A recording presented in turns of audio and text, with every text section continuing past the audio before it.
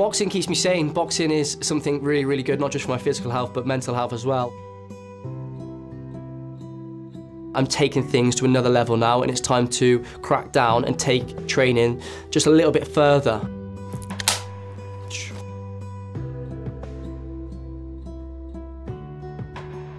So I started boxing when I was about 13, and it was something that I picked up quite quickly, enjoyed, and turned out to be okay at it. And within about 6 months, I had my first competitive bout, and then I've never looked back since then. My dad was a massive influence for me getting into it, taking me to training sessions, taking me for runs. He used to take me to do some sprints. Also attended all my fights. He was always there, always supporting me, giving me that incentive as well of just competing and getting as much experience as I can, all the way until I come to university, really. Someone that I used to work with come to Cardiff Met, and he said it was renowned for sport.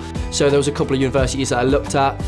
Looked at Loughborough, which is only down the road from me because I'm originally from Rugby. Looked at Sheffield Hallam, and I looked at Cardiff Met. I wanted to make that jump and go somewhere completely different. So it was nice to, take that dive, take that leap from England to Wales, and go somewhere where they've got a high level of sport. I thought, yeah, we'll give it a go and we'll see how it goes.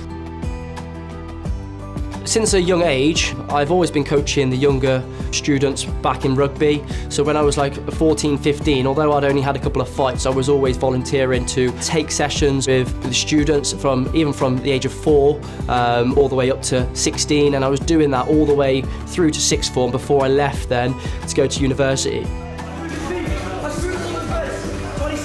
Then I come to university and I noticed that Cardiff Met didn't have a boxing club, and I was quite shocked.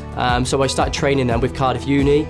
But then in my second year then I thought, why not get it set up at Cardiff Met? So I thought, let's do a freshers fair, let's get a stall going, see the interest. And it was clear that I think we had over 120, 130 names signed up from freshers fair, and it was clear to me and clear to all the Cardiff Met staff that boxing was something that we need to get going. I took that charge, I took the lead, and developed that club in my second year of uni, and straight away loved it. And there was obviously lots of different characters come in for lots of different reasons. It's been nice to see a progression for some of the members go from absolutely no boxing whatsoever to maybe 6, 7 plus fights, and it's really, really rewarding to see that.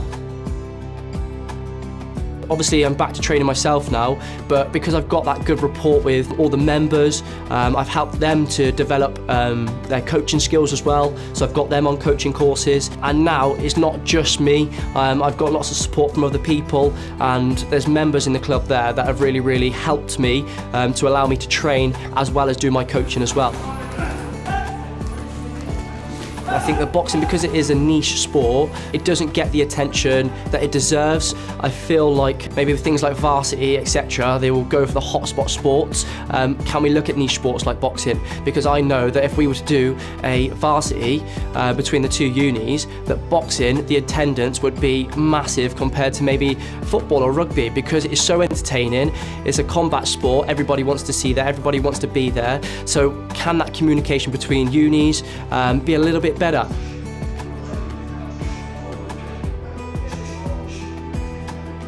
There's quite a few memories. I think the annual home shows are really, really good. Probably the most recent one in November. It was a fantastic night.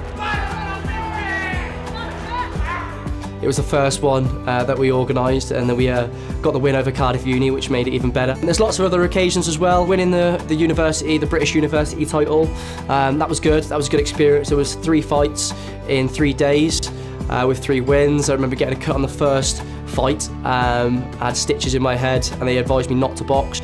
But it was something that I trained so hard for. I thought, I'm going to do it. And we got 2 stoppages the next 2 days. So it was fantastic. That was something I was super, super proud of. I've come back to boxing after obviously a year or 2 out of coaching, focused on my coaching, and the reason why I've come back to it is because I want to get as much experience as I can in the next maybe 2-3 years. I feel like now that I'm a little bit older, I'm taking things a little bit more serious. My training, my diet, everything becomes a little bit more serious. My strength conditioning has been immaculate. All the sparring, like I said, I've sparred Owen Harris. His experiences and having some rounds with him really has prepped me ready for my own competition in these World Championships. There's former champions in there, there's some good boys in there, but for me it's just getting in there, sticking to the game plan, doing what I do best, keep my rangy boxing, stay nice and sharp, and hopefully we go and win it. I feel like that I am probably at the top of my game at the minute, and I'm in the best shape of my life. So yeah, really looking forward to moving forward to these World Championships.